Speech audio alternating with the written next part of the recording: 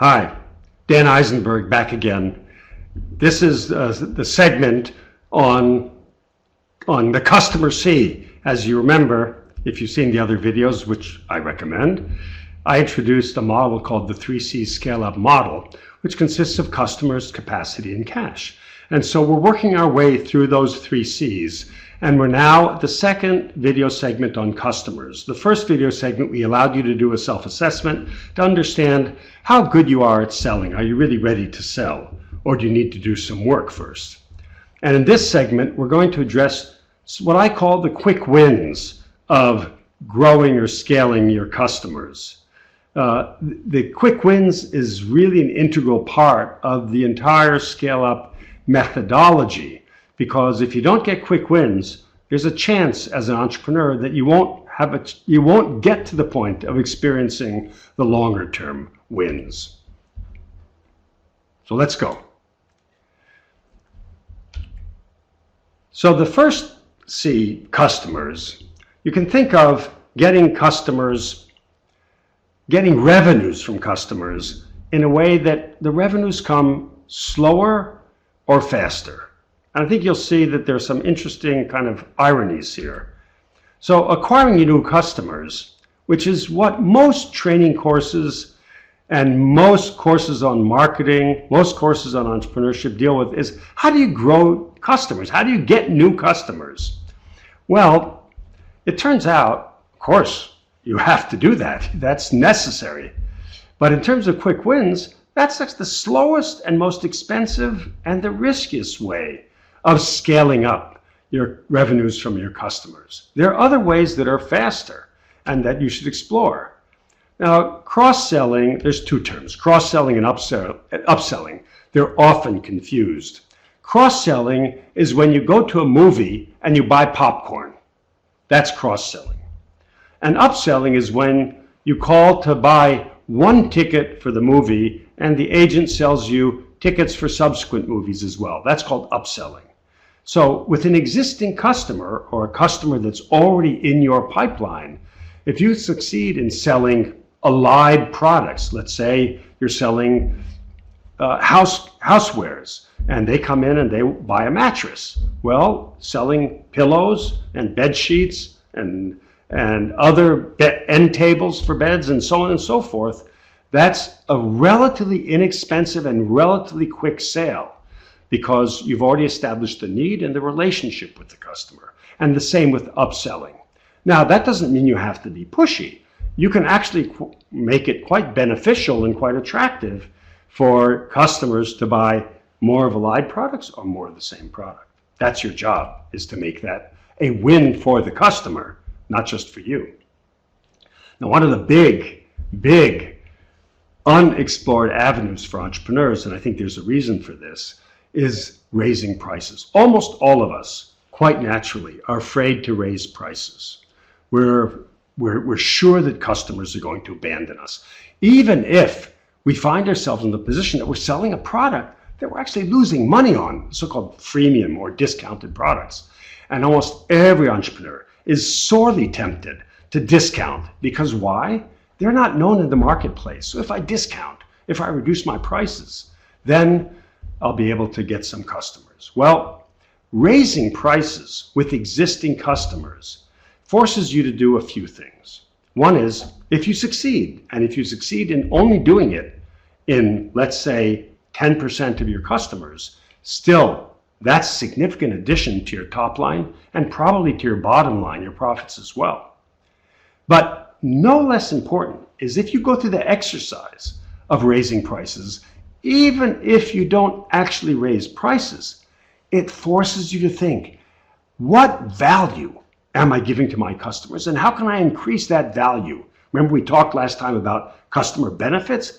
How can I increase my ability to address customer benefits by, let's say, adding features or adding service or changing payment terms? There are all kinds of ways that we can address additional customer benefits relatively inexpensively for us, but in a way that allows me to raise the prices. And that exercise, going through that exercise of how do we raise prices by 10% or 20%, again, even if you don't do it, will force you to think, what benefits am I giving to my customers? And they're really getting, and what additional ones I can give. Now, do you know what the fifth one's going to be? I'm sure none of you can think of this. I'll give you a second. If you got it right, send me a note. I'll think of some way of recognizing you. But it's converting the no's to yeses. Every business, every entrepreneur has a list of customers who say no for many different reasons. Going back to those customers, something that you may feel very uncomfortable doing because they said, no, I don't want to be pushy. That doesn't mean you're being pushy. But going back to those potential customers, what I call the rejects, and having a conversation with them. First of all, you can learn a lot by understanding why did the customers say no. Customers say no for lots of different reasons. They don't only say no because they don't like your product. Your product doesn't address their needs, doesn't give them benefits. That's not the only reason. It may be that they just bought a product and they can't, that category, that expense category is gone. They have no budget left. But they could budget for it next year or next quarter or next week. It may also be that right now there's a freeze on purchases of all kinds, but that freeze is going to open up in a month. We loved your product. Oh, you didn't tell me. Well, you didn't ask. We loved your product. We just can't buy it right now, but we're going to put it into our budget for next quarter or next month. So if you go back, it also may be, by the way, that the customer says, I didn't buy your product because, it didn't have these features. Some of these features could be ones that are very easy for you to implement and put it and introduce. So in any case, if you have a list of 100 customers, let's say I'm just making up the numbers. You have a list of 100 customers who said no, they're not really customers. They're non-customers who said no. You know how to contact them. You already have some engagement with them. At least they said no. Go back and talk to them. A, you're going to learn. And B, guess what? You convert 10% of those customers, 5%, not to mention 20 or 30% of those customers into actual paying customers. Again, that goes right into your top line, and some of that goes into your bottom line because you've already invested the money in establishing some kind of relationship with that person. So let me delve in a little bit. And the topic, I've mentioned it before, and I think it's really critical because when you go and you talk to those customers, you have to listen. And listening isn't just sitting there quietly. Listening is an activity that you do, like one that you can practice, and you have to practice. I'll give you some examples of what active listening is. One is, say, comparing. How is that different from what you expected? Second, what surprised you? We call this a probe. Can you give me an example? That's funneling. I said, I wish it had better features. Can you give me an example? Oh, how many of those would you like? How soon? That's funneling down into the specifics. It's an interview technique. Do you mean to say this? That's called paraphrasing. People like it when you paraphrase what they said. It also leads to better communication. They also like it when you have empathy.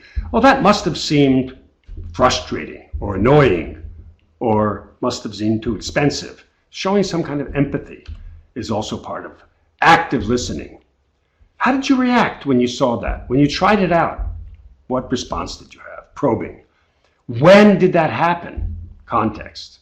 There's an art of asking questions, and that's something that we all have to work on. We all have to get better at trying to understand the other party, because that's part of getting things working better, getting your sales to be better, your company to be better.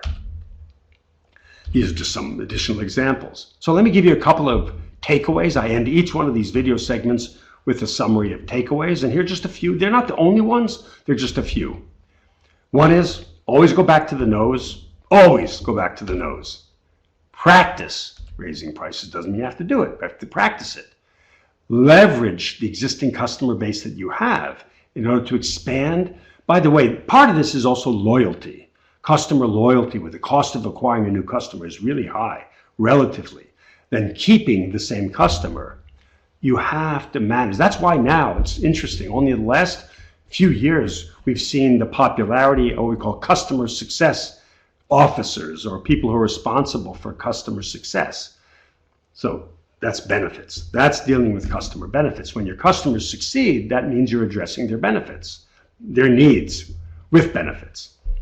Now, this is something that I've alluded to, but I haven't really gone into, but I think it's really fundamental. If you look at sales, which I personally, as you can tell, have a lot of respect for people who are good sellers, not just because they're the lifeblood of the company, but also because I think sales is a process of creating value.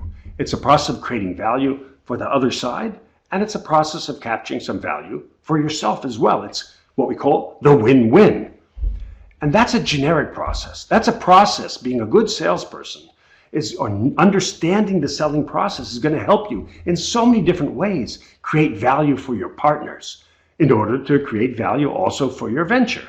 It could be in securing investors. Those same process of listening is also relevant to raising money. It's relevant to talking to your bankers. It's relevant to acquiring people. It's relevant to working with your suppliers, enriching your supply chains, getting better deals, faster supply, better products at more convenience, where and when you want it. And more broadly, it's engaging. It helps you engage with your community. So it's what we call entrepreneurial value creation. That this entrepreneurial value creation, sales is just one example of it. So sales is part of a process that's fundamental to your essence as an entrepreneur and business owner.